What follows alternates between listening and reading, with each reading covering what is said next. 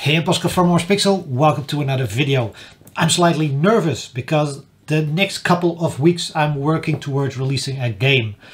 If you're new to the channel, this is not going to be my first game. That's not why I'm nervous. I've been doing this since 2004. Full-time indie game developer. I just keep rehashing that so you know where I'm from. I'm mostly nervous because it's going to be the first game or new game I released since 2021 when I released Residual. It's been a while and it has to go very well because I've been spending a lot of money the last couple of years just for the day-to-day stuff. And I think that's an interesting topic for this week's video. What is actually the day-to-day stuff as a game developer? After the intro.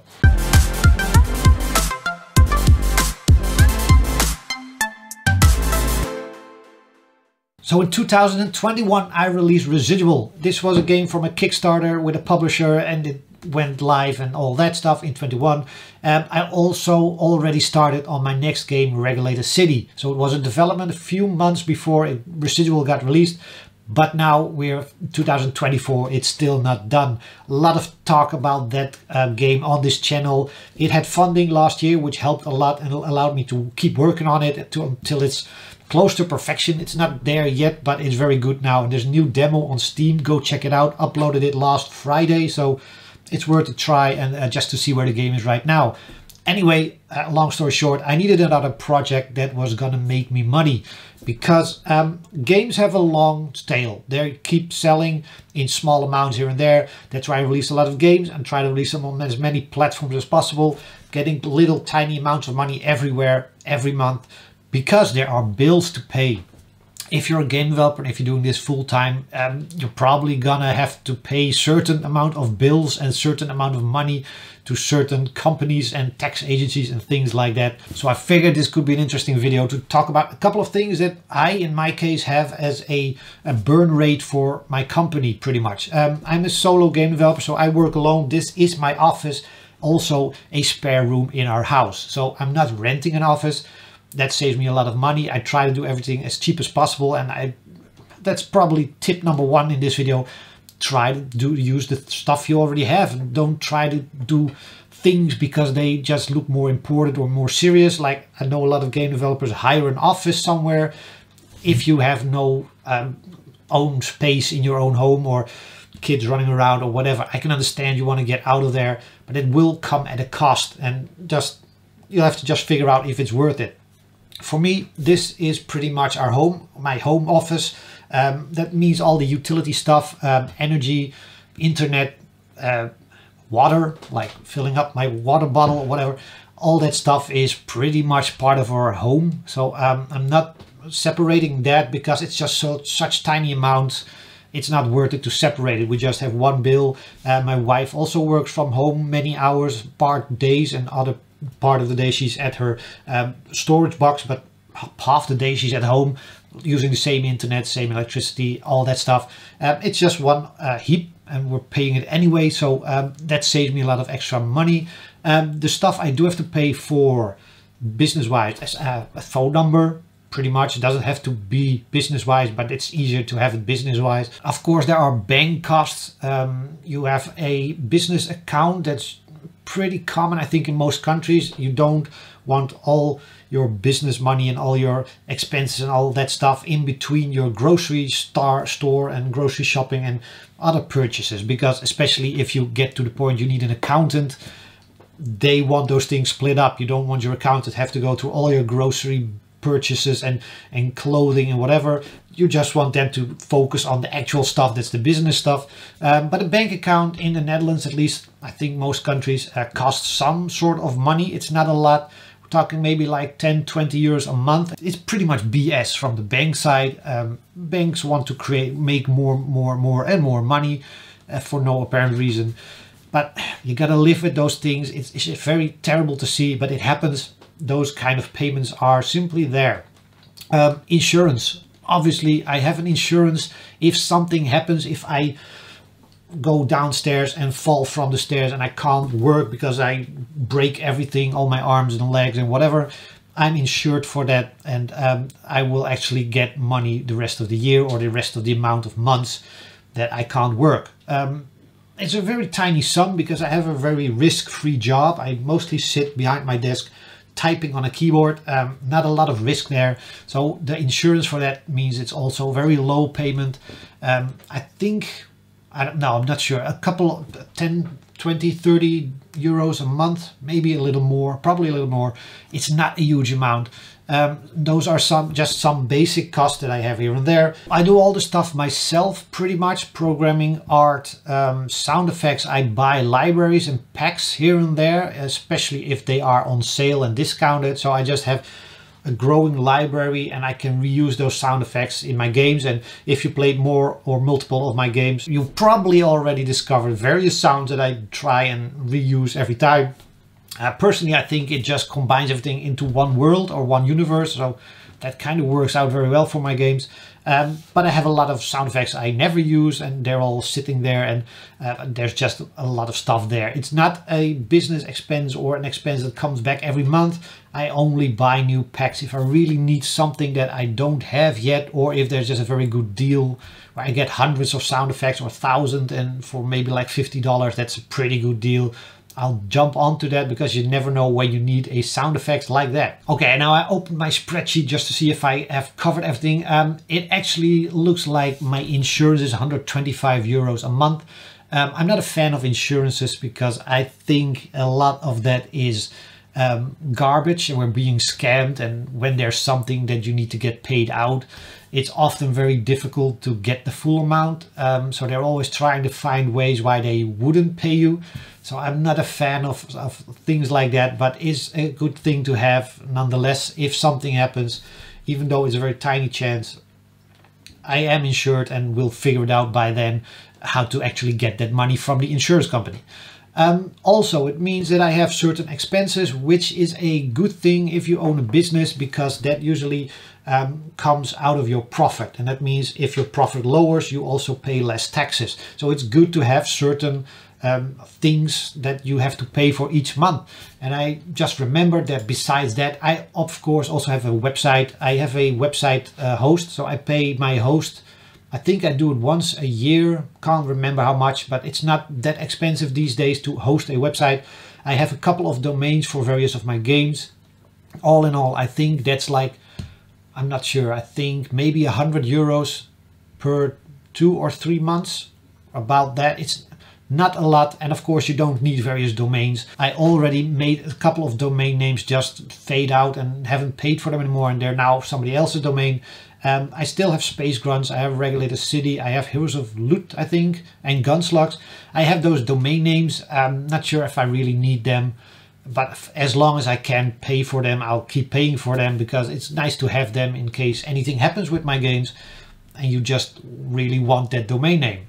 Of course, that's an optional thing, and I do think a game developer should have a website somewhere. You can host them for much less money, but I have this host that just offers me so much in terms of storage space and everything I can do on my own. So I like where I'm at now. That's one of the expenses I have.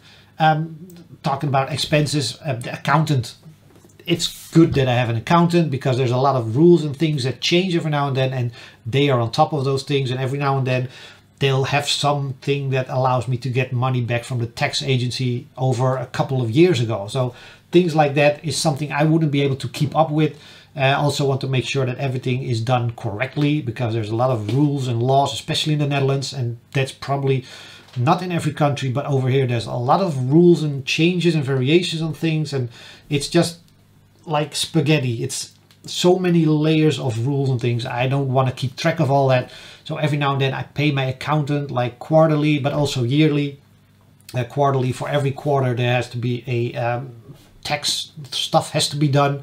Don't worry about those things. They sound daunting, and it's every now and then it's a lot of tedious work, but it's pretty much just writing down what comes in and what goes out, and the accountant will then actually handle the rest. So it's always the biggest cost I have per year, I think, the accountant, but it's also probably the one that in some way also makes me money or saves me money. So yeah, mileage may vary depending on where you live and who your accountant is. Let's see what's else on the list of things I pay for every month or every now and then.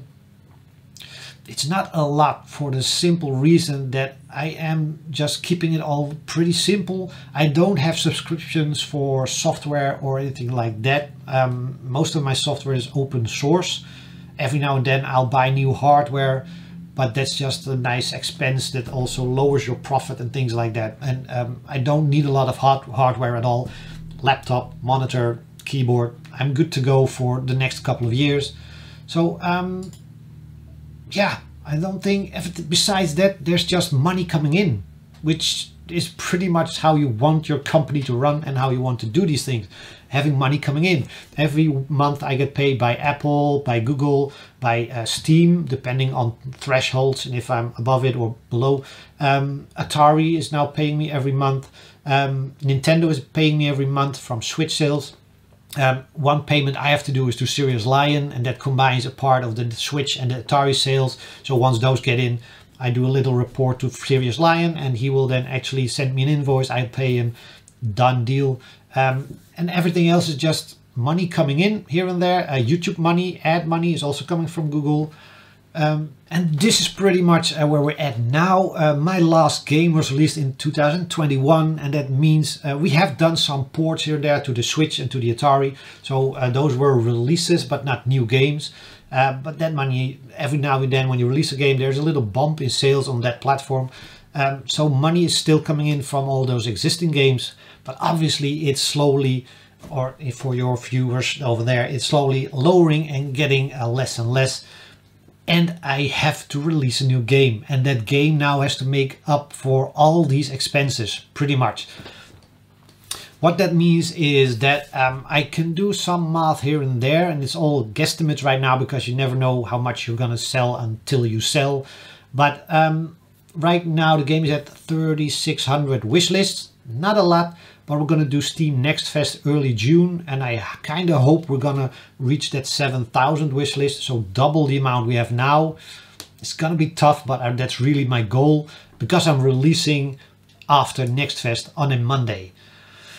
I know, it's all going to be a crazy ride, and 2 weeks later I'll have a little vacation. That's pretty cool. But hopefully I'll be in a good mood and the game sold enough copies. Now the other thing is that I'm running a business, and that means I'm always working on the numbers, pretty much. Right now I know there how much money has come in so far from my existing titles. I know how much I need at the end of the year. So I've been doing some calculations here and there. On average, like wishlist conversion to sales is about 20%. So 20% of your wishlist are actually gonna sell. Pretty much. It's not an exact science, but there's a lot of people that keep track of numbers and they come up with this stuff. So we're just going to go on that because I have nothing better, no other numbers to go by. Of course, there's going to be a discount or a launch sale, a launch discount, and there's going to be 30% going to Steam and 70% to me. If I do all that math right now, it would be like maybe 6,000 euros coming in, 6,000 to 7,000. That's not enough. I need to at least double that, but hopefully if the wish list also double, we're still gonna be working on that the next coming 4 weeks, 5 weeks. I'm gonna try to contact streamers and all that, and press and things like that to hopefully just gain more wish lists.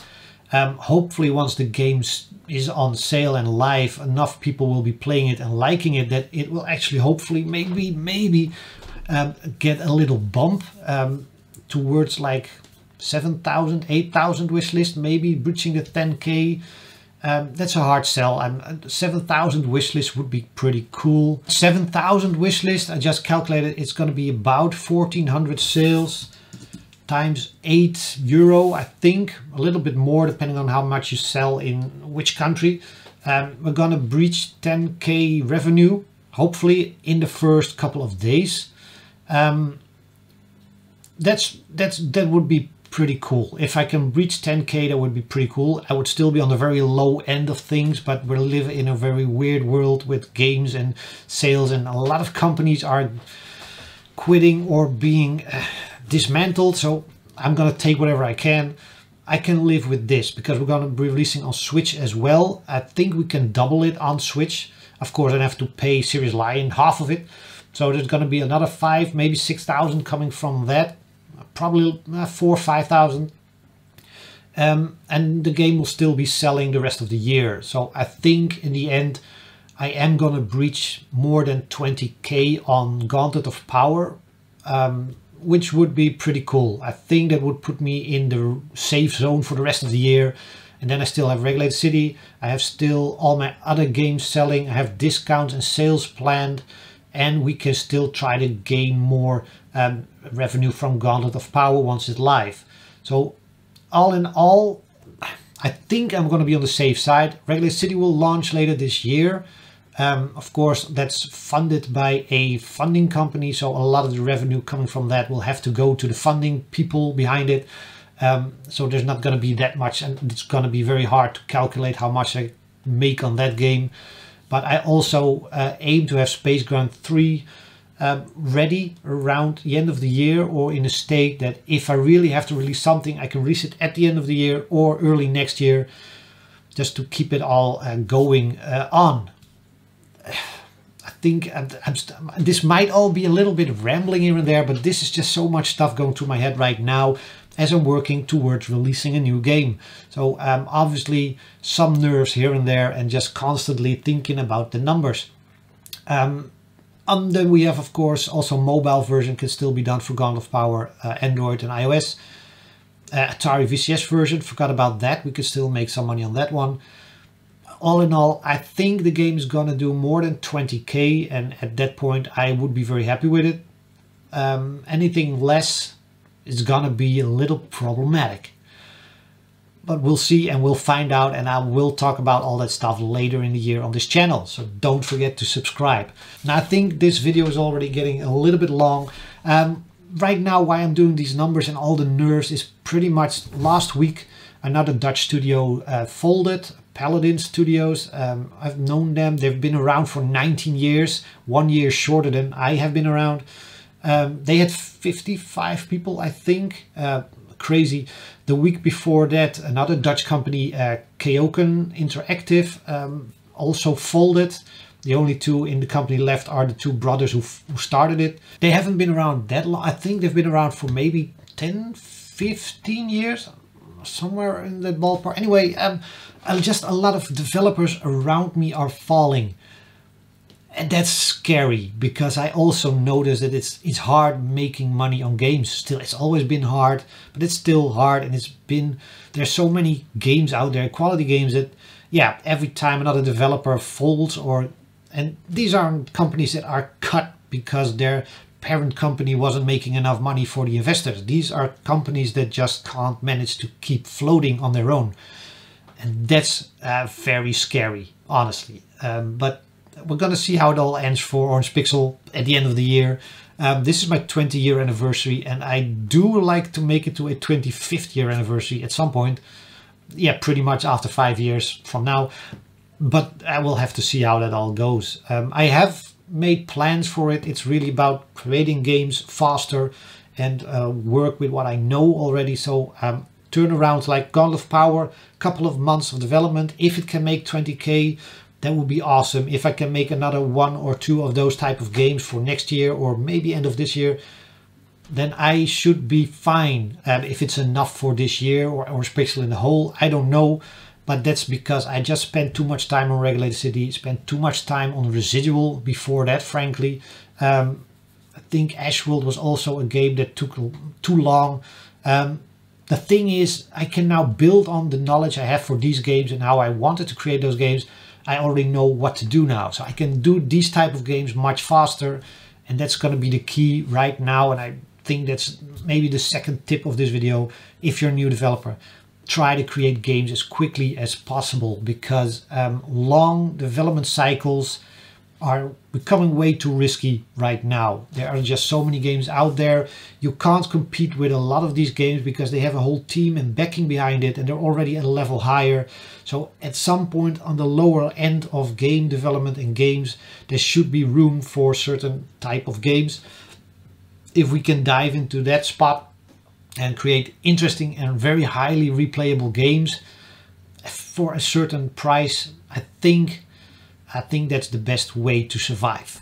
But we're all gonna find out eventually. I'm gonna cut this video here, and thanks for watching. Like, subscribe, comment below, hop on the Discord, come say hi, and we'll see how all of this ends. Bye.